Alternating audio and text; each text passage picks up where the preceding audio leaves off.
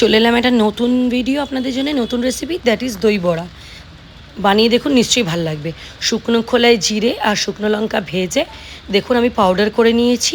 এবার এই মশলাটা রেখে দেবো দই বড়াতে লাস্টে সাজে দেওয়ার জন্যে, এতে টেস্ট অনেক এনহ্যান্স হয়।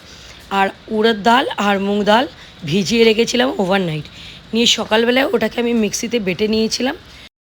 আদা আর কাঁচা লঙ্কা আর নুন দিয়ে ভালো করে মিক্সিতে বেটে নেবেন।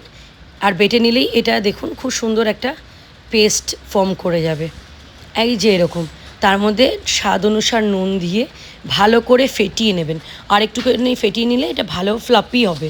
আর ফ্লাপি হলে বড়াটা সফট হবে, নরম হবে, খেতে সুবিধা হবে। আর এই যেহেতু দই বড়ার বড়া একটু বড় বড় বড়া হবে, বড়াগুলো মিডিয়াম টু লো ফ্লেমে ভালো করে ভেজে নিলে রেডি। আর দইয়ের মধ্যে ভিজিয়ে রেখে দেবেন আধা 1 ঘন্টা। দইটা প্রিপেয়ার করার জন্য আমি স্বাদ অনুসার শুধু নুন দিয়েছিলাম আর হালকা একটু চিনি দিয়েছিলাম, যাতে মানে টেস্টটা একটু এনহ্যান্স করে চিনিটা দিলে। আপনারাও একটু দিয়ে খেয়ে দেখবেন। নিয়ে ভিজিয়ে রেখে তার মধ্যে ওই যে মশলাটা বানিয়েছিলাম ওই মশলাটা ছিটিয়ে আর ইমলি চাটনি দিয়ে ওপরে সার্ভ করেছিলাম আমার দই বড়া।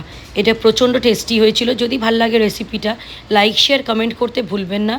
Thank you for watching my video. Thank you everyone.